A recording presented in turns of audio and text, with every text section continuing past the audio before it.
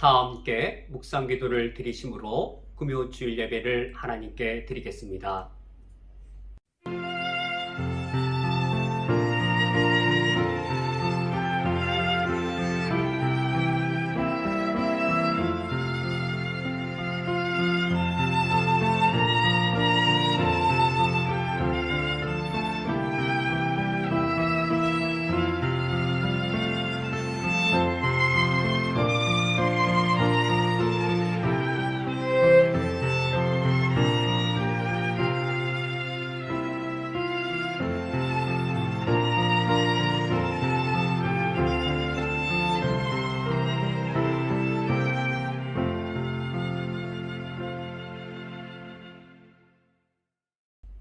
비록 무화과 나무가 무성하지 못하며 포도나무에 열매가 없으며 감람나무에 소출이 없으며 밭에 먹을 것이 없으며 우리의 양이 없으며 외양간에 소가 없을지라도 나는 여호와로 말미암아 즐거워하며 나의 구원의 하나님으로 말미암아 기뻐하리로다. 아멘. 나의 힘이시며 나의 구원이신 여호와 하나님, 이 시간 저희들이 하나님을 예배하기 위해 함께 모여 있습니다. 이 시간 우리 중에 오시어서 주님을 경배하며 노래하는 우리의 예배를 받아주시옵소서. 예수 그리스도의 이름으로 기도합니다. 아멘. 다 함께 찬송가 37장 주 예수 이름 높이어 찬양하겠습니다.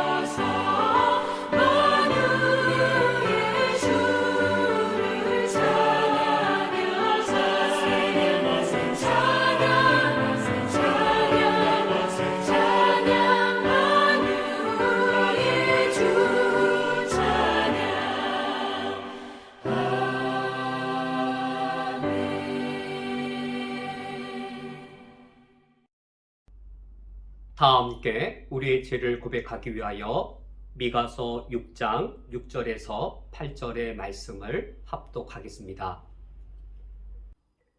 내가 무엇을 가지고 여호와 앞에 나아가며 높으신 하나님께 경배할까? 내가 번제물로 일련된 송아지를 가지고 그 앞에 나아갈까? 여호와께서 천천의 수량이나 만만의 강물 같은 기름을 기뻐하실까? 내 허물을 위하여 내 맏아들을, 내 영혼의 주로 말미암아 내 몸의 열매를 드릴까? 사람아, 주께서 선한 것이 무엇임을 내게 보이셨나니 여호와께서 내게 구하시는 것은 오직 정의를 행하며 인자를 사랑하며 겸손하게 내 하나님과 함께 행하는 것이 아니냐. 아멘. 다 함께 묵상으로 우리의 죄를 하나님께 고백하겠습니다. 주여, 주여, 우리를 불쌍히 여기소서. 그리스도여, 그리스도여, 우리를 불쌍히 여기소서. 주여, 주여, 우리를 불쌍히 여기소서.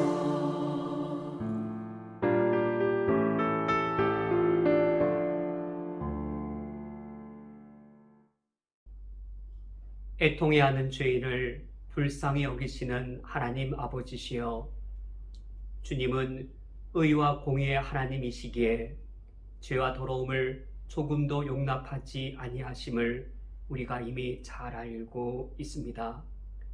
하나님의 완전한 공의와 의로우심 앞에 우리의 본성과 죄악을 비추어 볼 때에 우리가 얼마나 죄악되며 하나님 아버지 앞에 합당하지 않은 자인지요. 그럼에도 공의의 하나님께서 우리를 향해 아들이라 부르시고 하나님 나라를 유업으로 있는 자로 삼아 주시오니 하나님 아버지 앞에 감사와 찬양을 드립니다. 하나님 아버지 앞에 우리의 죄악을 애통해하며 예수 그리스도의 십자가 앞에 나아가 우리의 죄를 고백할 때에 예수 그리스도의 십자가로 우리에게 사죄 은총을 베풀어 주시오니 감사와 찬양을 드립니다. 이제 하나님 아버지 앞에 간청하며 아뢰오니 성령 하나님의 거룩하게 하심의 능력을 우리에게 베풀어 주시옵소서. 그래 이제는 죄와 싸우며 의를 위하여 싸우며 하나님을 위하여 새로운 삶을 살아갈 수 있도록 우리를 인도하여 주옵소서. 예수 그리스도의 이름으로 기도합니다. 아멘. 성시 교독하겠습니다. 교독문 17번 시편 29편을 교독하겠습니다. 너희 권능 있는 자들아, 영광과 능력을 여호와께 돌리고 돌릴지어다. 여호와께 그의 이름에 합당한 영광을 돌리며 거룩한 옷을 입고 여호와께 예배할지어다. 여호와의 소리가 물 위에 있도다. 영광의 하나님이 우레소리를 내시니 여호와는 많은 물 위에 계시도다. 여호와의 소리가 힘 있으며 여호와의 소리가 위엄차도다. 여호와의 소리가 백합목을 꺾으시며 여호와께서 레바논 백합목을 꺾어 부수시도다. 그 나무를 송아지같이 뛰게 하시며 레바논과 시련으로 들송아지같이 뛰게 하시도다. 여호와의 소리가 화염을 가르시도다. 여호와의 소리가 광야를 진동하시며 여호와께서 가데스 광야를 진동시키도다. 여호와의 소리가 암사슴을 낙태하게 하시고 살림을 말갛게 벗기시니 그의 성전에서 그의 모든 것들이 말하기를 영광이라 하도다. 여호와께서 홍수 때에 자정하셨으며 여호와께서 영원토록 왕으로 자정하시도다. 여호와께서 자기 백성에게 힘을 주시며 여호와께서 자기 백성에게 평강의 복을 주시리로다. 아멘. 다 함께 사도신경으로 우리의 신앙을 하나님께 고백하겠습니다. 전능하사 천지를 만드신 하나님 아버지를 내가 믿사오며 그 외아들 우리 주 예수 그리스도를 믿사오니 이는 성령으로 잉태하사 동정녀 마리에게 나시고 본디오 빌라도에게 고난을 받으사 십자가에 못 박혀 죽으시고 장사한 지 사흘 만에 죽은 자 가운데에서 다시 살아나시며 하늘에 오르사 전능하신 하나님 우편에 앉아 계시다가 저리로서 산자와 죽은 자를 심판하러 오시리라. 성령을 믿사오며 거룩한 공회와 성도가 서로 교통하는 것과 죄를 사하여 주시는 것과 몸이 다시 사는 것과 영원히 사는 것을 믿사옵나이다. 아멘.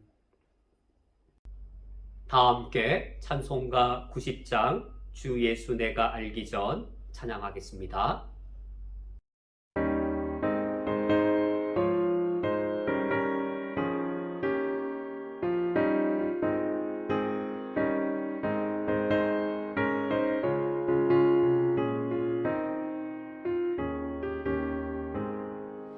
주 예수 내가 알기 전 날 먼저 사랑했네. 그 크신 사랑 나타나 내 영혼 거듭났네. 주 내 맘에 늘 계시고 나 주의 안에 있어. 저 포도비유 같으니 참 좋은 나의 친구. 내 친구 되신 예수님 날 구원하시려고 그 귀한 몸을 버리사 내 죄를 대속했네. 나 주님을 늘 믿으며 그 손을 의지하고 내 몸과 마음을 바쳐서 끝까지 충성하리. 내 진실하신 친구여 그 은혜 내려주사 날 항상 보호하시고 내 방패 되옵소서. 그 풍성한 참 사랑을 믿음이 끊을 소냐. 날 구원하신 예수는 참 좋은 나의 친구. 성경 봉독하겠습니다. 오늘 성경 말씀은 구약 성경 사무엘상 3장 8절부터 12절까지의 말씀입니다. 오늘 성경 말씀을 제가 봉독해 드리겠습니다. 여호와께서 세 번째 사무엘을 부르시는지라. 그가 일어나 엘리에게로 가서 이르되 당신이 나를 부르셨기로 내가 여기 있나이다 하니 엘리가 여호와께서 이 아이를 부르신 줄을 깨닫고 엘리가 사무엘에게 이르되 가서 누웠다가 그가 너를 부르시거든 내가 말하기를 여호와여 말씀하옵소서 주의 종이 듣겠나이다 하라 하니 이에 사무엘이 가서 자기 처소에 누우니라. 여호와께서 임하여 서서 전과 같이 사무엘아 사무엘아 부르시는지라. 사무엘이 이르되 말씀하옵소서 주의 종이 듣겠나이다 하니 여호와께서 사무엘에게 이르시되 보라 내가 이스라엘 중에 한 일을 행하리니 그것을 듣는 자마다 두 귀가 울리리라. 내가 엘리의 집에 대하여 말한 것을 처음부터 끝까지 그날에 그에게 다 이루리라. 아멘. 다 함께 기도하고 말씀을 듣겠습니다. 하나님 아버지시여, 저희들이 주님 앞에 함께 모여 있사오니 주님의 말씀으로 우리 중에 임하여 주시옵소서. 주의 말씀을 들을 때 나의 주 나의 하나님을 만나게 하여 주시오며 그 말씀을 깨닫게 해주심으로 내 영혼을 진리 가운데로 인도하여 주옵소서. 예수 그리스도의 이름으로 기도합니다. 아멘. 우리 기독교도 종교로서 종교의 측면을 갖고 있습니다. 그래서 우리 기독교에도 예배, 찬양, 기도, 헌금과도 같은 다양한 기독교의 종교적인 활동들, 종교적인 실천들이 있습니다. 우리 그리스도인들은 이러한 기독교의 종교를 실천함으로써 하나님을 향한 나의 신앙을 고백하고 나타내게 됩니다. 예배를 실천함으로써 하나님을 향한 나의 믿음을, 또 찬양이나 기도나 헌금과도 같은 기독교의 종교를 실천함으로써 하나님에 대한 나의 사랑이나 하나님을 향한 나의 헌신을 나타내고 고백하게 됩니다. 그러면 이런 기독교의 종교적인 실천들은 구체적인 어떤 방안이나 방식들이 있을 터인데, 그것은 누구를 위하여 고안된 것일까요? 기독교의 종교적인 그 실천들은 하나님을 위하여 고안된 것일까요? 또는 우리 인간을 위하여 고안된 것일까요? 기독교의 경우에 기독교의 종교적인 실천들은 우리 인간을 위하여 고안되었습니다. 예배의 경우 우리가 하나님 아버지 앞에 예배 드릴 때 정상적인 경우에 같은 시간, 같은 장소에 함께 모여 하나님께 예배를 드립니다. 이러한 예배의 방식은 영이신 하나님을 위해 이런 방식이 마련된 것이 아닙니다.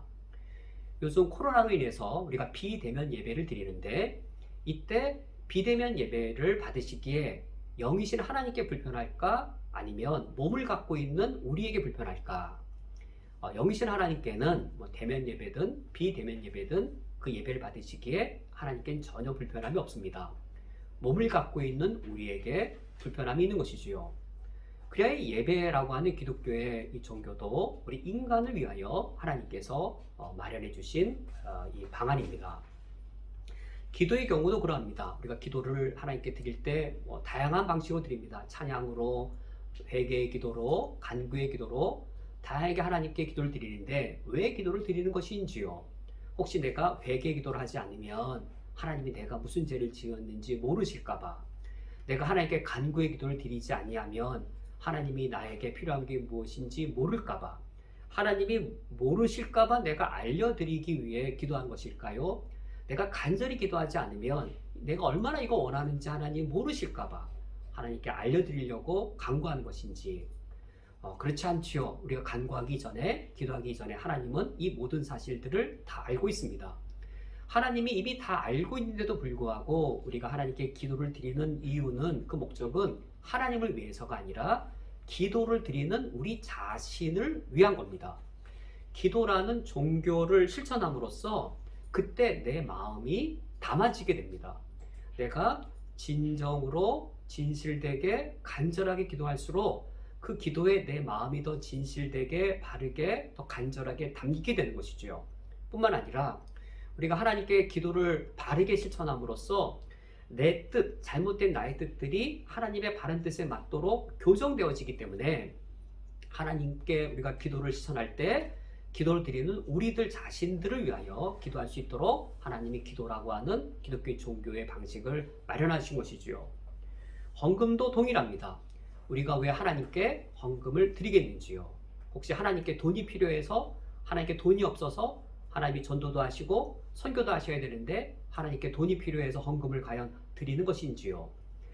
하나님께 우리가 헌금을 드리는 이유는 하나님께 돈이 필요해서가 아니라 우리 교회 공동체에 돈이 필요하기 때문에 우리가 하나님께 헌금을 드리는 것이지요. 우리 교회 공동체에 헌금을 드린다 했을 때 그 교회 공동체가 구체적으로 누구냐라고 하면 헌금을 드리는 내 자신입니다. 이처럼 기독교의 종교들은 하나님을 위하여 고안된 것이 아니라 우리 자신을 위하여, 우리 인간을 위하여 하나님이 고안해내신 기독교의 종교적인 실천들입니다. 그런데 이러한 우리 기독교의 종교적인 어떤 실천들, 활동들이 이방 종교들처럼 실천될 위험성이 있습니다. 이를테면 그 목적에서 이방 종교들처럼, 그 방식에 있어서조차 이방 종교들처럼 기독교의 종교가 왜곡되게 변질되어 실천될 위험성이 항상 있습니다. 이방 종교들처럼 예배를 드리고, 이방 종교처럼 기도하고, 이방 종교인들처럼 헌금을 드리는 그런 왜곡되게 기독교의 종교를 실천할 가능성이 있습니다. 그러면 본래 기독교의 종교를 실천하는 가장 중요한 목적은 무엇인지요? 또는 우리가 기독교의 종교를 실천할 때 가장 중요한 중심된 원리는 무엇인지요? 우리가 예배를 실천하고 또 기도나 헌금이나 찬양이라고 하는 기독교의 종교를 실천함으로써 우리가 어떤 목적을 이루려고 하는 것이고 이 목적을 이루는 가장 중심된 원리는 무엇인지요? 그것은 바로 이겁니다. 하나님께 드리다. 하나님께 드림. 하나님께 드림이라고 하는 것이 우리 기독교의 종교를 실천하는 가장 중요한 목적이 되면서 이것이 바로 기독교 종교 실천의 가장 중심된 원리가 되어집니다. 그러므로 이 예배, 기도, 헌금, 찬양, 이 기독교 종교에 대하여 드리다라고 표현하면 이제 정확한 진술이 되었습니다. 예배를 하나님께 드리다, 기도를 하나님께 드리다, 헌금을 하나님께 드리다, 찬양을 하나님께 드리다 라고 하나님께 드림, 하나님께 드리다라고 우리가 표현을 하면 기독교의 종교들이 정확하게 올바르게 표현되어집니다. 예전에 우리가 예배학교 때 예배 요소가 이제 우리가 하나님께 하늘로 올려드리는 예배 제사적 요소가 있고 하나님께서 위로부터 임재하시는 하나님이 임재하시는 성례전적인 요소가 있다라고 우리가 예전에 배웠습니다. 그때 우리가 예배학교 때 확인한 사실처럼 우리가 하나님께 예배를 드리는 우리가 하나님께 제사를 드리는 것이죠. 예배의 제사를 드릴 때에 기도의 제사를 드리고 헌금의 제사를 드리고 우리가 찬양의 제사를 드리게 되었습니다. 이때 우리가 제사의 제물로 드리는 기도, 헌금, 찬양 이때 드려지는 제물이 무엇일까요? 기도의 제사로 드려지는 제물이 무엇일까요? 헌금의 제사로 드리는 제물이 무엇일까요? 찬양의 제사로 드리는 제물이 무엇일까요? 우리는 기독교의 종교를 실천함으로 하나님을 향한 나의 기독교 신앙을 나타내고 표현하는 것에 그 뜻과 목적이 있습니다. 하나님께 예배를 실천하고 하나님께 기도와 헌금과 찬양이라는 기독교의 종교를 실천함으로 하나님을 향한 나의 헌신을 표현하고 하나님을 향한 나의 신앙의 각오를 표현하고 하나님을 향한 나의 감사, 내 자신을 표현하는 것이죠. 즉 우리가 기도란 종교를 실천함으로 하나님 앞에 나를 표현하는 것이죠. 헌금도 헌금이라는 기독교 종교를 실천함으로 하나님 아버지 앞에 나의 헌신을 나타내고 고백하는 것이지요. 찬양의 제사를 드리면서 하나님을 향한 나의 기뻐하고 즐거워하는 하나님께 영광을 온전히 돌려드리는 내 자신을 나타내고 표현하는 것이죠. 이처럼 기독교의 종교를 실천함으로 우리는 하나님께 드리게 되었습니다.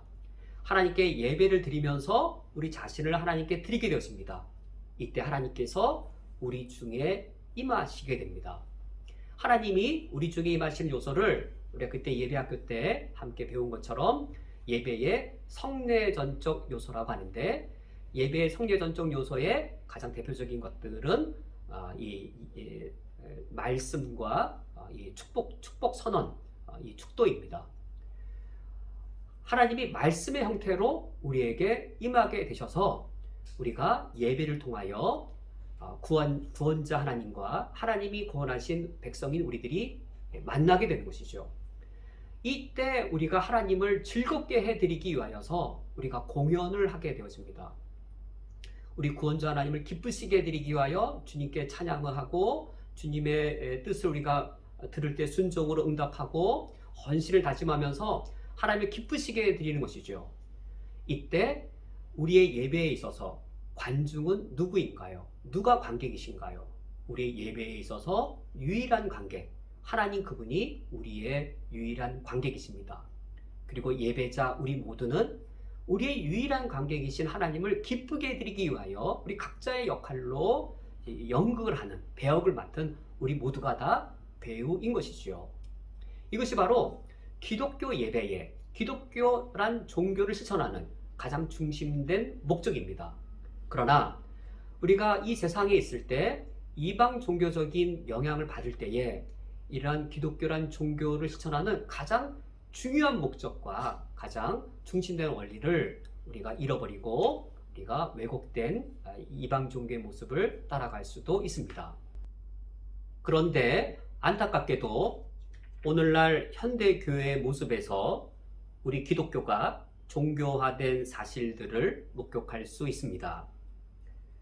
예배의 경우에 우리가 이렇게 표현하곤 합니다. 예배를 드리다 라고도 표현하고 또는 예배를 보러 가다 라고도 표현합니다. 이처럼 예배를 보다, 예배를 보러 가다 라고 할 경우에 그 예배의 관객은 누구인지요?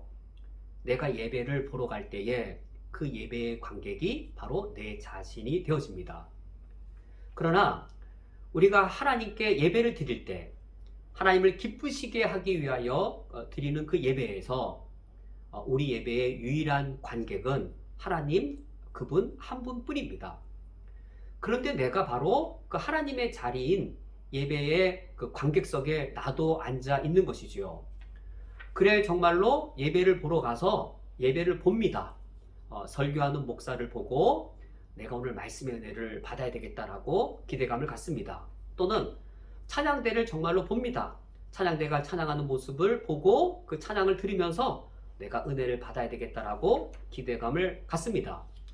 만약 그날 말씀이 내게 은혜가 되고 찬양까지 내게 은혜가 되었다면 내 영이 만족하여서 기뻐하면서 오늘 예배가 참 은혜로웠다라고 흡족해 합니다.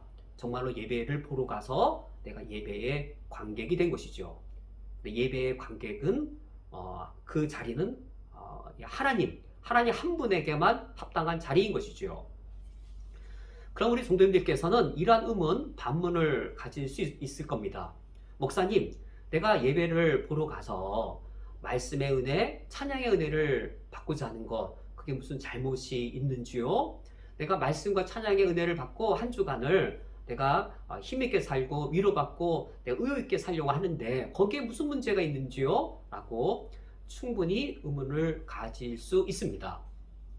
만약 내가 예배를 보러 가서 관객의 자리에 앉아서 말씀의 은혜, 찬양의 은혜를 누리기를 원하신다면 그러한 은혜는 설령 내게 아무리 충만히 많이 임한다 한들 내 신앙을 영적 유아기 상태에 계속 머물도록 만들 겁니다. 그리고 종교성 차원을 벗어나지 못하는 종교인으로 나를 묶어두고 말 뿐만 아니라 심지어 이방 종교적인 것이 내 신앙 안에 들어올 수 있도록 노출시킨 그 위험한 상태에 내 영혼을 방치하는 격이 되어집니다. 따라서 본래 원리대로 하나님께 드리는 예배를 드리고자 애를 쓰셔야 하겠습니다. 한번 하나님을 기쁘시게 드리기 위하여 예배를 실천하고 하나님을 내가 정말 어떻게 하면 기쁘게 드릴 수 있을까? 정말 하나님을 기쁘시게 드리기 위하여 기도의 제사를, 헌금의 제사를, 그리고 찬양의 제사를 하나님께 나를 표현해서 드리고자 한번 애써 보신다면 그때 임하는 은혜는 다르다는 사실을 알 겁니다. 하나님을 기쁘시게 해드리기 위하여 예배를 드릴 때 그때 말씀은 성경적일수록 내게 강력한 은혜가 되어질 겁니다. 하나님의 뜻에 올바른 말씀이 선포되어질수록 연약한 내게 강력한 힘을 줄 겁니다. 하나님의 말씀이 말씀답게 선포되어질수록 나를 강하게 세워줄 것이고 내게 용기를 줄 것이고 하나님의 함께 하심을 더욱더 누리게 해주는 사실을 내가 경험할 수 있게 되어질 겁니다. 그러므로 말씀의 은혜를 사모하고 찬양의 은혜를 사모하지 마십시오라고 하는 것이 아니라 이건 다 결과적이고 2차적인 것이죠. 내가 은혜 받고 내가 이 용기를 얻는 것, 이건 2차적이고 결과적인 것인데 본래 목적은 무엇이냐면 하나님을 기쁘시게 해드리기 위하여 하나님께 예배를 드리고 기독교의 종교인 기도와 헌금과 그리고 찬양을 실천을 하면 하나님을 기쁘시게 해드리는 그 시각으로 하면 말씀이 새로운 차원으로 깨달아지고 그리고 찬양이 새로운 각도에서 내게 은혜로 다가와서 이때의 은혜는 성경적일수록 올바를수록 그리고 하나님의 말씀이 말씀답게 찬양이 찬양답게 선포되어질수록 내가 더 강하고 더 능력 있는 은혜들을 누리게 되어서 이때 우리가 더 강한 그리스도인, 더 우리가 힘 있는 그리스도인, 이 세상에 나가서 세상이 감당할 수 없는 그리스도인으로 더욱더 우뚝 설 수 있게 되는 것이지요. 그러면 기도의 경우는 어떠한가? 제가 부교육자로 섬길 때였습니다. 그 교회에 몇몇 젊은 여성도님들은 아기가 심하게 아프면 뭐 열이 심하게 오르거나 또는 뭐 심한 감기에 걸리면 소아과 병원에 가기 전에 먼저 담임 목사님에게 기도를 받으러 왔습니다. 담임 목사님의 기도를 먼저 받고 그 다음에 병원에 간 것이지요. 그 주일에 감성금이 하나 올라왔는데 목사님의 기도를 받고 우리 아기 열이 쉽게 떨어져서 감사합니다. 뭐 이런 내용의 감사 내용이 적혀 있었습니다. 목사님이 그 감사 내용을 알리면서 이 여성도님의 믿음이 참 좋다고 크게 칭찬을 해 주었습니다. 병원에 가기 전에 목사에게 기도를 받으러 먼저 왔다고 참 좋은 믿음이라고 칭찬을 해 주었습니다. 제가 교회 사무실에 있다 보면 그 이후에 또 다른 엄마들도 아기가 아프면 병원에 먼저 가는 것이 아니라 담임 목사님에게 기도부터 먼저 받으려고 오는 모습을 이렇게 사무실에 있다가 보곤 했습니다. 근데 제 마음속에 기도란 뭐지?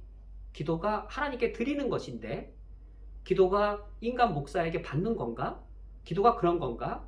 기도란 우리 인간이 하나님께 믿음으로 드리는 것이 기도이지 어떻게 기도가 목사에게 받는 것이지? 이러한 의문을 갖게 되었습니다. 제가 이제 담임 목사로 한 교회에 부임한 이후였습니다. 한 여성도님이 저에게 기도를 받으러 왔다고 해서 제가 상황을 여쭤보니 여러 어려움들이 있었습니다. 그래서 제가 가장 먼저 정말 잘 오셨다고 성도님에게 이런 어려움이 있을 때면 언제든지 오시라고 이 경우에 집사님 혼자 하나님께 스스로 기도하셔도 물론 하나님이 기뻐하시지만 이때 이런 경우 함께 기도 제목을 나누고 기도를 같이 하나님께 드리면 하나님께서 또한 매우 기뻐하신다고. 그런데 기도란 목사한테 받는 게 아니고 집사님의 믿음과 나의 믿음을 같이 합쳐서 함께 하나님께 올려드리는 것이라고 먼저 기도의 바른 의미를 가르쳐드리고 제가 마음을 다하고 또 진심을 다해서 그 성도님의 기도 제목을 가지고 하나님께 기도를 드렸습니다. 그런데 이 성도님이 밖에 나가서 새로 오신 목사님은 기도받으러 가면 기도 안 해준다 뭐 이렇게 소문을 내서 제가 잠시 동안 좀 일정 기간 동안 좀 곤욕을 겪기도 했습니다. 그때 제가 아는 사실은 종교적인 욕구가 충족이 되지 않을 때 성도님이 얼마나 실망하는가. 뭐 기도받으러 갔을 때 그때 연상되어지는 기도 있잖아요. 뭐 주시옵소서, 뭐 해주시옵소서 이런 뭔가 기도 받는 거 있잖아요. 근데 그런 기도를 받지 못했을 때 목사님이 기도를 안 해준다라는 것이죠. 그러나 이런 식의 기도받는 식에 머물러 있으면 우리 신앙이 영적인 유아기를 벗어날 수가 없습니다. 종교인을 벗어날 수가 없습니다. 심지어 이방 종교의 그릇된 기도의 방식에 내 영혼을 방치하고 노출시키는 위험 가운데 있는 것이지요. 기도란 종교적으로 받는 것이 아니고 우리가 신앙적으로 하나님께 기도를 드리는 것이지요. 이것이 올바른 기독교의 종교의 실천인 것이지요. 또 한 번은 제가 호프집을 위해 예배를 드려달라는 요청을 받은 적이 있습니다. 참 난감했었고 또 그 자리에서 물론 거절을 했습니다. 그러자 목사님, 지난번 담임 목사님께서는 바로 그 호프집이 처음 시작할 때 개업 예배도 드려주셨고 또 지금은 영업이 잘 안 돼서 그 여성도님이 근심이 큰데 목사님이 기도해 주시면 위로가 크겠습니다라고 저를 계속 설득했습니다. 제가 이제 반대의 태도를 계속 취하니까 이제 그 성도님이 호프집 가게를 내놓았는데 목사님께서 거기에 맞추어서 잘 위로해 주시고 잘 가르쳐 달라고 계속 저에게 요청을 해서 제가 마지막에는 찾아뵙고 신방하겠노라고 약속을 드렸습니다. 그날 그 여성도님을 찾아뵈었을 때 저도 마음이 많이 무겁지요. 부담스러운 말씀을 드릴 때 당연히 저도 마음이 많이 무겁지요. 성도님께서 하나님을 섬기는 신앙을 지키시는 것과 그리고 호프집을 운영하는 것 아무리 생업이라 할지라도 이 그리스도인의 윤리와 덕에 어긋나게 호프집을 생업으로 가지시는 것은 조화가 되지 않습니다. 그러므로 성도님께서 이 자리에서 호프집 운영이 잘 안 된다고 해서 장소를 이전해서 영업을 계속 하려고 하는 것도 옳지 않고 제가 그것을 위해서 기도할 수도 전혀 없습니다. 그러므로 이렇게 하는 게 좋겠습니다. 먼저는 이 호프집 가게가 빨리 나가게 해달라고 우리가 함께 기도하는 게 좋겠고, 그 다음에는 새로운 가게를 찾을 때에는 우리 그리스도인의 덕에 합당한 새로운 업종으로 변경할 수 있게 해달라고, 물론 그것이 매우 힘들겠지만 그 힘든 일을 해낼 수 있게 도와달라고 하나님께 기도하는 것이 옳겠습니다라고 설명도 드리고 납득도 시켜드리고, 그런 기도 제목을 함께 기도하고 예배를 마치고 돌아왔습니다. 돌아오는 길에 제 마음이 혼란스럽고 무겁고 또 한편으로 울분, 분노 이런 것이 일어났습니다.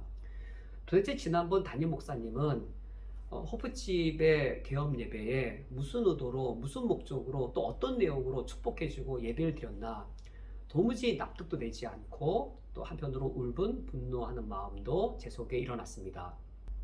그리고 제가 또 다른 교회를 섬길 때였습니다. 그 교회 장로님 한 분께서 내게 아무런 자세한 이야기도 알려주지 않은 채 무조건 한 곳으로 나를 데리고 갔습니다. 차가 도착한 곳은 흔히 러브호텔이라고 일컬어지는 모텔이었습니다. 만약 장로님께서 사전에 내게 이 모텔 주인이 신앙 갖기를 원하는데 목사님께서 신방도 해주시고 우리 교회가 이분을 잘 인도할 수 있으면 좋겠습니다. 지금은 모텔을 하고 있지만 이 부분도 차츰차츰 새롭게 바뀔 수 있도록 우리가 도울 수 있으면 좋겠습니다 라고 먼저 말씀해 주셨다면 제가 그날 매우 기쁘게 모텔을 찾아갔을 겁니다. 그러나 그 장로님의 평상시에 이 삶이나 인격을 제가 잘 알고 있을 뿐더러 그날 장로님의 요구도 이러했습니다. 목사님이 이곳에서 예배를 한번 드려주시면 우리 교회 교인이 한 명 늘어납니다 란 요구였습니다. 이런 요구를 드리니 마음이 더 불편해지죠. 이 문제로 장로님하고 길게 실랑이를 할 수도 없었고 또 함께 한 차로 동행한 여러 성도님도 계셔서 어쩔 수 없이 모텔 안으로 들어가게 되었습니다. 모텔 주인분은 내 생각보다 나이가 많은 어르신이었습니다. 어르신의 말씀을 들어보니 20년 전까지 교회를 다녔던 분인데 20년 동안 교회를 다니지 않고 있을 때에 언젠가부터 하나님을 다시 예배하고 싶은 마음이 생겨나셨다라고 합니다. 이것이 얼마나 기쁜 일인지요. 제가 어르신에게 이렇게 권면드린 기억이 납니다. 어르신께서 20년 만에 다시 교회를 다니시기로 결심하신 것, 다시금 하나님을 예배하고자 결심하신 것, 이거 대단히 어려운 결심이셨을 텐데 정말로 잘하셨습니다. 이 어려운 결심에 대해 우리 하나님께서 가장 크게 기뻐하실 것입니다. 그런데 어르신께서 다시 하나님을 예배하기로 어려운 결정을 내리신 그 사실과 현재 지금 이 모텔을 하신다라는 이 모텔을 더 이상 운영하지 않겠다라고 하는 그 어려운 결정이 서로 일치가 되어야 하겠습니다. 어르신의 말씀을 들어보니 아드님에게 이 모텔을 물려주고자 하신다고 하는데 제 생각에 어르신의 손주분이 보기에 아버지의 일하는 것이 떳떳하지 않을 겁니다. 할아버지가 일하는 것도 떳떳하지 않게 느껴질 것 같습니다.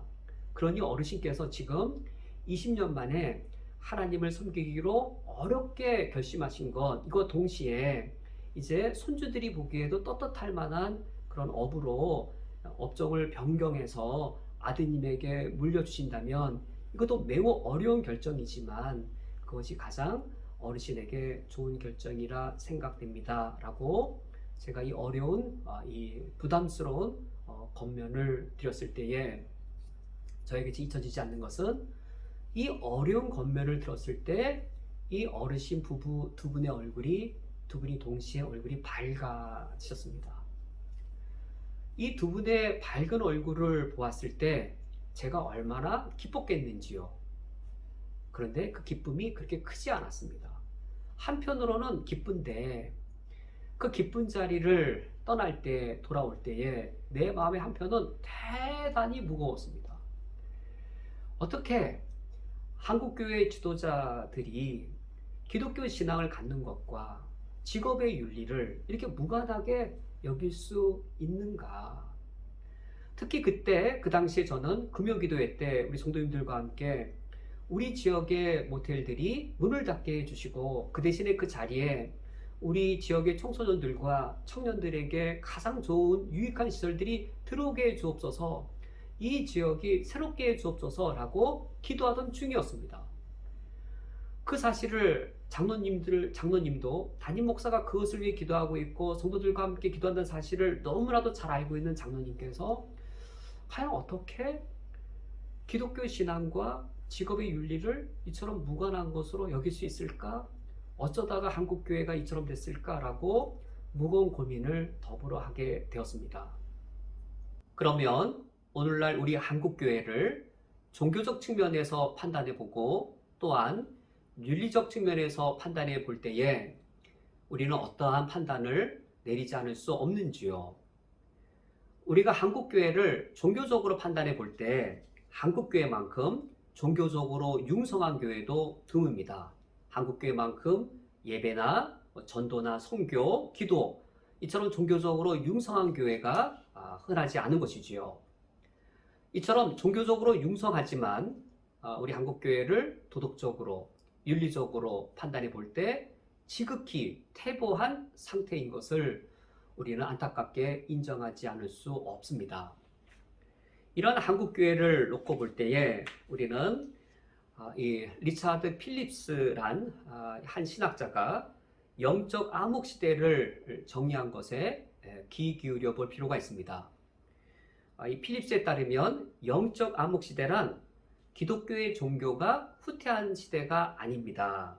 오히려 기독교의 종교가 융성하고 그 융성한 종교와 함께 도덕적 타락이 나란히 놓여져 있는 상태입니다. 이런 상태가 바로 영적 암흑 시대입니다.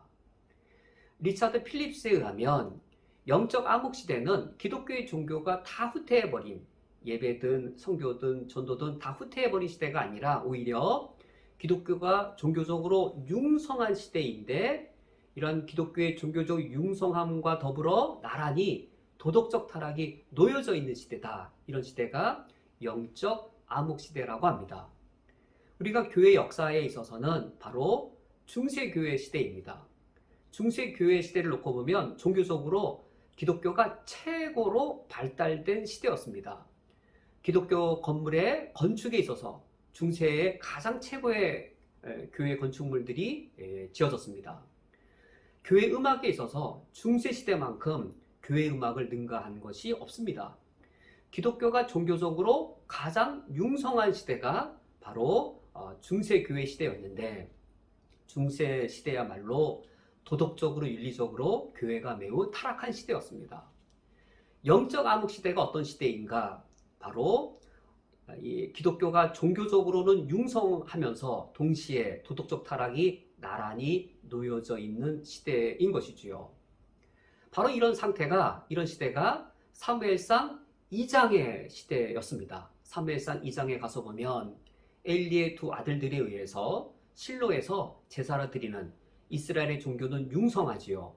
그 이스라엘의 종교의 융성함과 더불어 나란히 엘리의 두 아들들의 도덕적 타락이 함께 놓여져 있는 이런 상황이 바로 영적 암흑 시대였습니다. 우리 오늘날 한국교회가 안타깝게도 영적 암흑 시대라는 사실을 우리는 인정하고 하나님 아버지 앞에서 이런 영적 암흑 시대에 우리 한국교회가 놓여 있는 사실을 우리가 가슴 아파하면서 돌이켜야 하겠습니다. 영적 암흑 시대를 살아갈 때에 우리 그리스도인들이 종교적으로는 기독교 신앙생활을 잘 감당할 수 있습니다. 주일 예배도 성실하게 또 기도도 빠짐없이 종교적으로 잘 실천할 수 있습니다. 또는 전도나 선교와 같은 종교적인 사명을 열정적으로 감당할 수 있습니다. 그런데 영적 암흑 시대일수록 이처럼 종교적으로 탁월하게 잘 감당하는 그리스도인이 윤리적으로 도덕적으로는 타락한 상태에 놓여져 있을 수 있습니다. 과연 그것이 어떻게 가능하겠는지요? 우리가 참되게 하나님을 예배한다면, 그리고 날마다 우리가 바르게 성령의 인도함대로 기도 생활을 한다면 당연히 우리가 윤리적으로 도덕적으로 성장하는 것이 지극히 마땅합니다. 그런데 어떻게, 왜 영적 암흑 시대에는 무슨 원인 때문에 종교적으로는 그처럼 탁월하게 열심히 신앙생활을 잘 감당할지라도 윤리적으로 도덕적으로는 타락한 상태에 놓여져 있을 수 있는지요? 사무엘상 2장을 볼 때에 이스라엘의 이 종교 융성하게 잘 진행되고 있었습니다. 그런데 어떻게 엘리의 두 아들들의 그런 도덕적 타락이 그 가운데 병행되어질 수 있었는지요? 이런 영적인 암흑의 원인을 정확하게 말씀해 주는 것이 바로 사무엘상 3장 1절의 말씀입니다.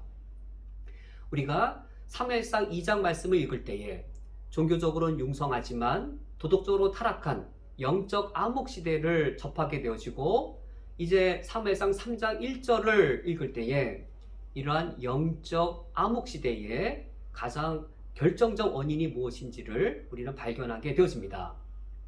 사무엘상 3장 1절 말씀에 아이 사무엘이 엘리 앞에서 여호와를 섬길 때에는 여호와의 말씀이 희귀하여 이상이 흔히 보이지 않았더라. 여기 3장 1절 말씀에 여호와의 말씀이 희귀한 시대, 이것이 바로 영적 암흑의 가장 근본적인 원인이었습니다. 외형적으로 종교적으로는 발전할지라도 하나님의 말씀과 무관한 예배를 드리는 것이 아니라 예배를 보러 올 때, 예배를 보러 오는 그 종교가 뜨거워질 수 있는 것이죠. 기도를 하나님께 드리는 것이 아니라 목사에게 기도를 받으러 올 때 아주 더 열정적으로 열심 내어서 더 뜨겁게 기도를 받으러 올 수 있는 것이지요. 그러나 이러한 예배와 기도가 말씀과 전혀 상관없고 오히려 말씀에 위배되는 것이지요. 축복받기 위해 11조를 드릴 때 말씀에 어긋난 헌금 생활, 종교적으로는 뜨겁고 헌신적일 수 있지 몰라도 말씀과 분리되어질 때 이 헌금은 헛된 헌금, 이방 종교와 같은 헌금이 되어지는 것이지요. 종교적으로 가장 발달한 시대가 교회에 있어서 바로 중세 시대였습니다. 도덕적으로 가장 타락한 시대이기도 했습니다. 중세 교회 시대 때 어떻게 이렇게 교회가 종교적으로 발전하는 것과 도덕적으로 타락하는 것이 같이 병행이 가능했는가? 중세 시대를 암흑 시대라고 말하는 것은 바로 그 시대에 말씀이 부재한 시대였기 때문입니다. 중세 교회 때에는 말씀이 교회에서 사라진 시대였습니다. 물론 말씀이 형식적으로는 있었습니다. 그때 모든 사제들이 설교를 할 때 라틴어로 설교했습니다. 성경은, 구약 성경은 히브리어, 신약 성경은 헬라어, 이것이 번역되었을지라도 라틴어로 번역되었고, 그리고 사제들은 라틴어로 다 설교를 했습니다. 그러나 독일 지역의 모든 그리스도인들은 독일어밖에는 몰라서 히브리어, 헬라어를 읽을 수도 없었고 라틴어 설교를 알아들을 수도 없었습니다. 프랑스의 모든 평민들은 헬라어, 히브리어를 몰라서 성경을 읽을 수도 없었고 라틴어 설교를 프랑스어가 아니기 때문에 모두가 다 알아들을 수가 없었습니다. 중세가 왜 영적으로 암흑 시대였는가? 그때가 바로 말씀이 없던 시대, 말씀이 사라진 시대였기 때문입니다. 그러므로 이런 중세의 영적 암흑 시대를 깨트리기 위하여 종교개혁자들이 행한 일이 무엇이었는가요? 바로 말씀의 회복이었습니다. 솔라 스크립투라, 오직 성경으로, 이 모토를 가지고 성경을 번역하기 시작했습니다. 프랑스어로 성경을 번역해서 프랑스의 그리스도인들이 성경을 읽을 수 있도록, 그리고 프랑스어로 설교를 해서 프랑스인들이 그 설교 말씀을 들을 수 있도록, 성경을 독일어로 번역을 해서 독일의 모든 그리스도인들이 성경을 읽을 수 있도록, 설교를 독일어로 함으로 설교 말씀을 알아들을 수 있도록, 그러므로 중세의 암흑 시대를 깨트리고 그리고 다시금 하나님의 교회를 회복하기 위하여 종교개혁자들이 했던 것은 무엇이었냐면 바로 말씀을 회복하는 것이었습니다. 우리가 사무엘상 3장을 읽어볼 때에 이런 영적 암흑의 원인이 바로 말씀의 부재, 말씀의 기갈, 말씀의 빈곤 때문에 일어난 것임을 알 수 있습니다. 우리가 사무엘상 3장의 말씀을 계속 읽어 내려가다 보면 하나님께서 이렇게 이스라엘의 종교가 뒤틀어지고 왜곡된 이스라엘을 회복하기 위하여 말씀을 회복하시는 것을 우리가 발견할 수 있습니다. 그러므로 영적 암흑의 원인이 말씀의 빈곤에서 비롯되었고, 그러므로 이런 영적 암흑에서 회복될 수 있는 길도 바로 말씀의 회복에 있습니다. 그러면 하나님께서는 이스라엘에게 하나님의 말씀을 회복시켜 주기 위하여 어떻게 행하시는가? 하나님의 말씀을 회복시켜 주시는 하나님의 그 해결책, 이 해결책은 오늘날 우리 시대가 하나님의 말씀을 회복할 수 있는 참된 해결책이기도 합니다. 그래서 우리가 오늘 하나님께서 어떻게 이스라엘에게 하나님의 말씀을 회복시켜 주시는지 그 방법을 우리가 유심히 살펴볼 필요가 있습니다. 사무엘상 3장 말씀을 보면 하나님께서 하나님의 말씀을 이스라엘에게 회복시켜 주기 위하여 사무엘을 부르고 계십니다. 하나님께서 사무엘을 부르시는 그 장면이 4절에서 그리고 6절에서 그리고 8절과 10절에서 무려 하나님이 4번이나 반복하여 사무엘을 부르고 계십니다. 4절 말씀이 하나님이 사무엘을 첫 번째 부르시는 장면인데, 4절 말씀에 여호와께서 사무엘을 부르시는지라. 사무엘은 처음에 엘리 제사장이 자신을 부르는 줄 알고 5절 말씀에 엘리에게로 달려갑니다. 그리고 당신이 나를 부르셨기로 내가 여기 있나이다 라고 응답합니다. 그러나 엘리가 부른 것이 아니었죠. 다시 사무엘이 잠자리에 누웠을 때 6절 말씀에 여호와께서 두 번째 부르십니다. 6절 말씀에 여호와께서 다시 사무엘을 부르시는지라. 사무엘이 이번에도 엘리가 부르는 줄 알고 당신이 나를 부르셨기로 내가 여기 있나이다 라고 응답합니다. 8절에서 이제 세 번째로 하나님이 사무엘을 부르십니다. 8절 말씀에 여호와께서 세 번째 사무엘을 부르시는지라. 이번에도 사무엘은 엘리가 부르는 줄 알고 엘리에게 달려가서 당신이 나를 부르셨기로 내가 여기 있나이다 라고 응답합니다. 이 세 번째가 되었을 때 엘리가 깨닫게 되어집니다. 하나님께서 사무엘을 부르신다는 사실을 깨닫고 9절 말씀에 이제 사무엘에게 알려주는 것이죠. 엘리가 사무엘에게 이르되 가서 누웠다가 그가 너를 부르시거든 내가 말하기를 여호와여 말씀하옵소서 주의 종이 듣겠나이다 하라. 이제 드디어 10절 말씀에 보면 하나님께서 네 번째로 사무엘을 부르십니다. 여호와께서 임하여 서서 전과 같이 사무엘아 사무엘아 부르시는지라. 사무엘이 이르되 말씀하옵소서 주의 종이 듣겠나이다. 이 10절 말씀이 대단히 중대한 말씀인 것이죠. 드디어 하나님과 사무엘 사이에 소통이 이제 처음 들리게 되었습니다.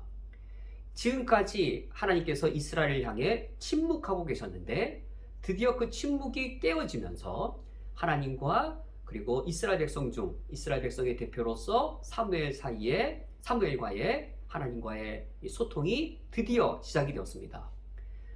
이처럼 하나님께서 사무엘을 부르시고 사무엘이 또 응답하심으로 드디어 하나님의 말씀이 사무엘 안에서 회복되기 시작한 것이었죠. 지금 하나님이 사무엘을 무려 4번이나 부르십니다. 이 4번이나 부르시고 드디어 네 번째 이 사무엘이 응답함으로 사무엘 그 개인 안에서 하나님의 말씀이 회복되기 시작했습니다. 그런데 특별히 여기서 하나님이 사무엘을 부르셨다라고 하셨을 때 이 부르심이 단순한 호출이 아니었습니다. 사무엘을 부르신다라고 하는 것은 하나님께서 사무엘을 선지자로 세우신 것이었습니다. 하나님께서 어떠한 방법으로 이스라엘에게 하나님의 말씀을 회복시켜 주셨는가? 바로 이 방법이었습니다. 이스라엘 중에서 신실한 자를 선택하시고 그를 선지자로 세우시는 방법, 그것이 바로 하나님이 이스라엘에게 하나님의 말씀을 회복시켜 주시는 방법이었습니다. 오늘날도 마찬가지입니다. 하나님께서 하나님의 말씀을 회복시키실 때 어떤 진공 상태에서 하나님의 말씀을 회복시켜 주시는 것이 아니고, 하나님께서 하나님의 말씀을 회복할 자 사무엘을 부르심으로 하나님의 말씀을 회복하는 것이지요. 여기서 하나님께서 사무엘을 4번이나 부르셨다라고 하는 것은 이 선지자로서의 소명을 가리킵니다. 하나님께서 사무엘을 선지자로 세우심으로 하나님의 말씀을 이스라엘에게 회복시켜 주시기 시작하십니다. 이제 사무엘의 선지자로서의 소명은 2가지입니다. 첫 번째는 하나님의 말씀을 이스라엘에게 회복시키는 일이었습니다. 그리고 2번째는 그 말씀의 회복에 근거하여서 타락한 이스라엘의 종교를 회복시키는 일입니다. 이제 우리가 사무엘상 말씀을 읽어 나가다 보면 사무엘을 통하여서 하나님의 말씀이 회복되어지고 그 회복된 말씀을 근거로 하여서 이스라엘의 타락하였던 종교가 회복되는 일을 우리가 그 사건들을 읽게 되어집니다. 바로 이 동일한 일, 하나님께서 선지자를 세우시고 그를 통하여 먼저 말씀을 회복하시고 회복된 말씀을 통하여 타락한 종교를 회복시키시는 일, 이 동일한 사건을 우리가 종교개혁 시대를 통해서도 동일하게 목격하게 되었습니다. 하나님께서 루터를 부르셨습니다. 그리고 또 켈빈을 부르셨습니다. 독일인으로서 루터를 부르시고 프랑스인으로서 켈빈을 부르셨습니다. 이 2사람이 가장 먼저 한 일은 하나님의 말씀을 회복시키는 일이었습니다. 성경을 성경으로 읽게 하고 성경을 성경으로 해석하게 하여서 하나님의 말씀을 회복하는 일을 먼저 하게 하셨고, 그 다음에 루터와 켈빈은 회복된 말씀을 근거로 하여서 중세교회가 타락시킨 기독교의 종교를 회복시키는 일, 곧 종교개혁을 감당하게 하셨습니다. 이것이 하나님의 일하시는 원칙이라면 오늘날은 어떠하겠는지요? 오늘날도 마찬가지입니다. 하나님이 사무엘을 선지자로 세우신 것처럼, 하나님이 루터와 켈빈을 세우신 것처럼 그 이후에는 말씀을 먼저 회복시키시고 그 회복된 말씀을 근거로 하여 타락한 종교를 바르게 회복시키신 것처럼 오늘날도 마찬가지입니다. 하나님께서는 오늘날 하나님의 말씀을 회복할 사무엘을 오늘날도 부르고 계십니다. 누구를 부르시는 것일까요? 하나님이 부르시는 그 대상 속에 바로 우리가 포함되어져 있습니다. 쿠웨이트 한인연합교회가 바로 여기에 그 하나로서 포함되어져 있습니다. 우리가 사무엘처럼 응답해야 하겠습니다. 말씀하옵소서 주의 종이 듣겠나이다 라고 하나님 아버지 앞에 우리가 우리의 사명으로 우리가 응답해야 하겠습니다. 우리의 첫 번째 사명은 하나님의 말씀을 바르게 회복하는 것이고, 2번째로는 하나님의 말씀의 바른 회복에 기초하여서 하나님을 섬기는 우리의 기독교를 바르게 회복하는 일, 이것이 우리 시대에 우리가 감당해야 할 소명이 되겠습니다. 오늘 말씀을 기억하며 우리가 이 시간 다짐의 기도를 드리기 원합니다. 먼저 첫 번째로는 우리 각자 자신을 위하여 다짐의 기도를 드리기 원합니다. 나의 신앙생활이 하나님의 말씀을 따라서 올바른 종교 생활을 실천하는 것으로 드러나게 하옵소서. 우리 각자 자신을 위하여 첫 번째로 기도드리기 원합니다.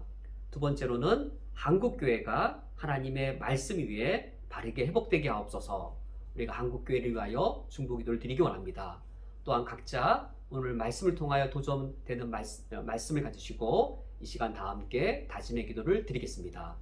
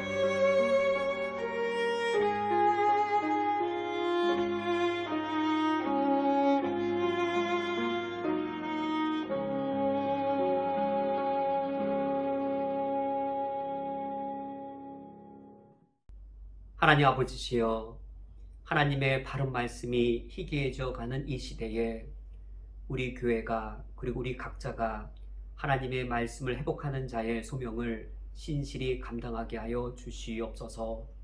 하나님의 말씀을 바르게 회복함으로 우리의 신앙생활들이 바르게 회복되게 하여 주시옵고, 우리 쿠웨이트 한인연합교회가 하나님의 말씀을 바르게 회복하며 주께서 우리에게 맡기신 소명들을 바르게 감당하는 교회로 하나님의 쓰임을 받게 하여 주옵소서. 예수 그리스도의 이름으로 기도합니다. 아멘. 다 함께 찬송가 208장 내 주의 나라와 찬양하시면서 하나님께 봉헌하겠습니다.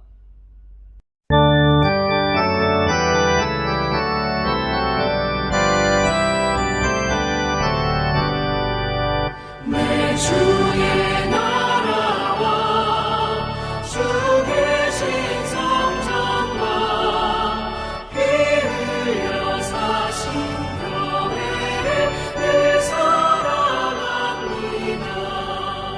내 주의 교회는 전성과 같아서 눈동자같이 아끼소 이 교회 위하여 눈물과 기도로 내 생명 다하기까지 늘 감사합니다.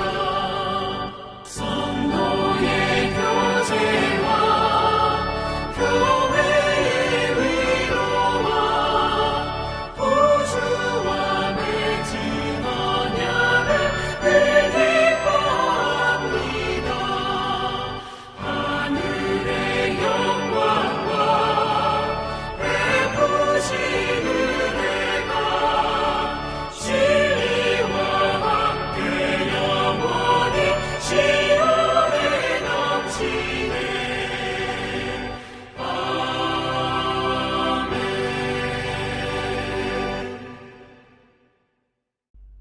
다 함께 드려진 예물을 위하여 기도하겠습니다.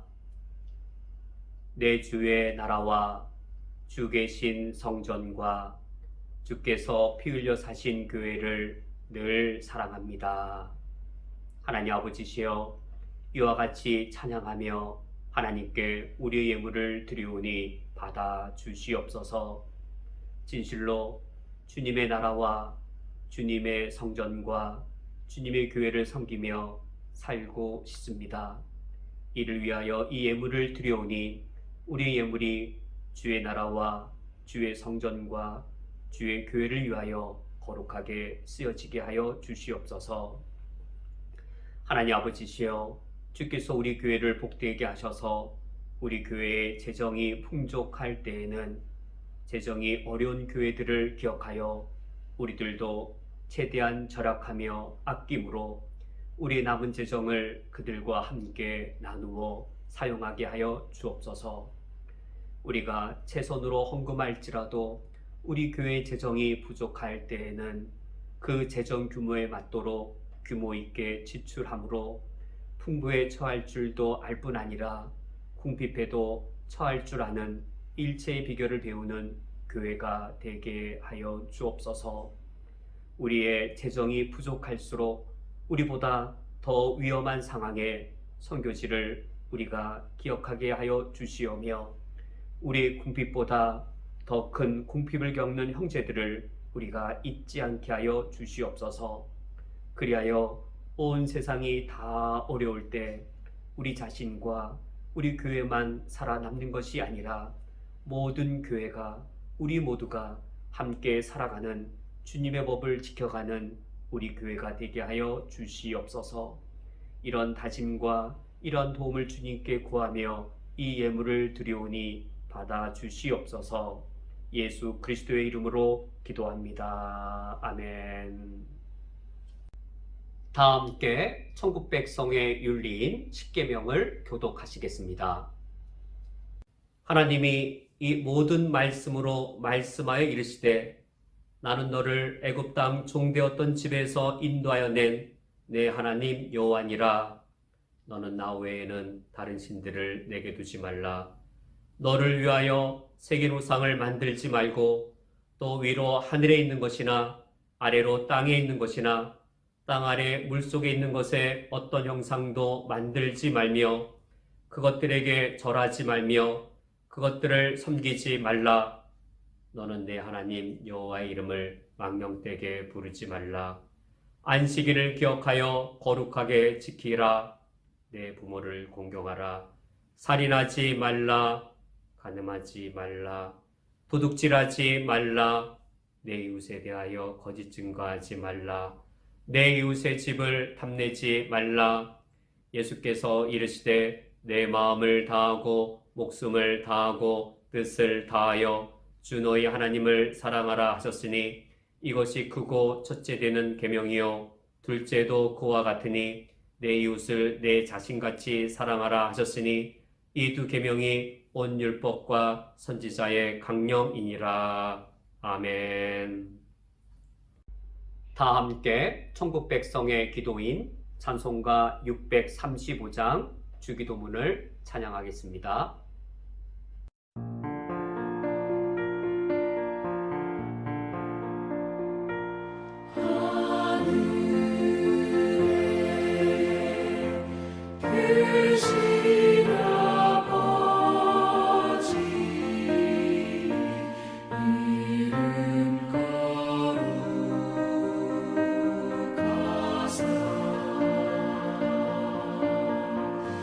주님 나라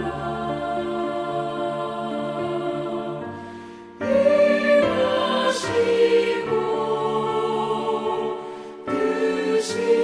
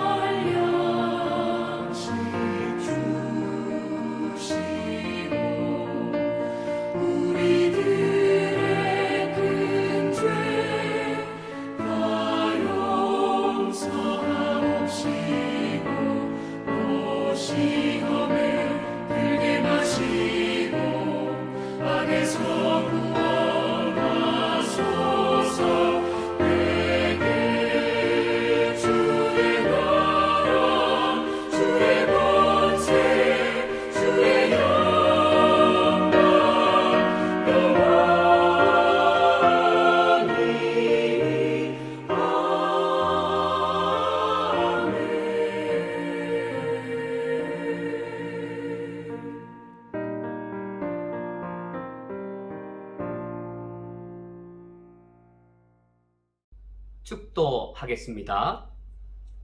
지금은 우리 주 예수 그리스도의 은혜와 하나님 아버지의 무한하신 사랑하심과 성령 하나님의 역사하심이 오직 하나님만을 섬기며 살 것을 다짐하는 쿠웨이트 한인연합교회 위에 각 처소에서 주를 섬기는 모든 주의 권속들 위에 영원토록 함께 있을지어다. 아멘.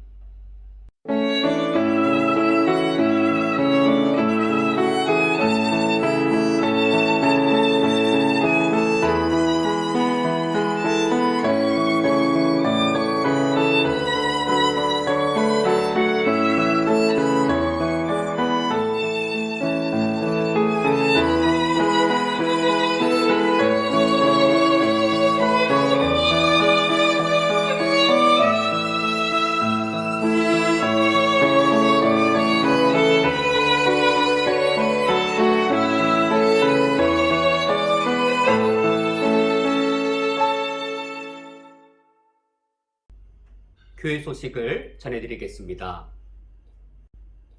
예배 안내입니다. 모든 공예배는 인터넷으로 진행됩니다. 금요 주일 예배 오전 9시, 일요 저녁 예배 저녁 7시, 새벽기도 오전 6시입니다. 주일학교 어린이부의 예배 영상이 밴드와 카톡을 통하여 배포됩니다. 이번 주간 중보기도 먼저 쿠웨이트를 위하여 기도를 부탁드립니다.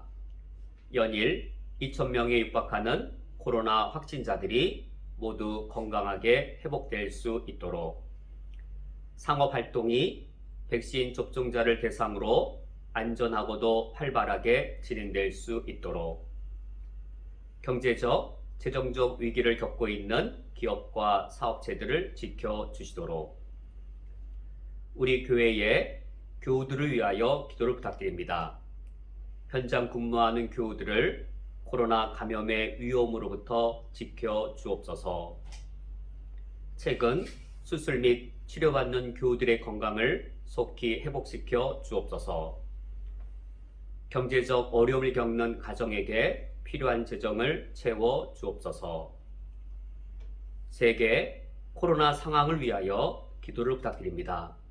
코로나 바이러스 델타 변종의 세계적 확산의 속도를 늦추어 주시도록, 더 강력한 변종의 출현 전에 세계가 코로나 백신 접종을 마칠 수 있도록, 최대 1만 명의 관객을 허용한 도쿄 올림픽이 세계 보건을 위협하지 않을 수 있도록 이번 주간 기도를 부탁드립니다. 정기재직회 다음 주일 7월 2일 오후 2시에 화상회의로 있습니다. 정기당회 오늘 오후 2시에 화상회의로 있습니다. 헌금을 드리기 원하시는 성도님께서는 오프라인 헌금이나 온라인 헌금 중에서 가장 편리한 방식으로 자유롭게 드리시면 되겠습니다. 이제 옆사람과 함께 인사 나누시면서 하나님의 약속, 축복송으로 회개하겠습니다.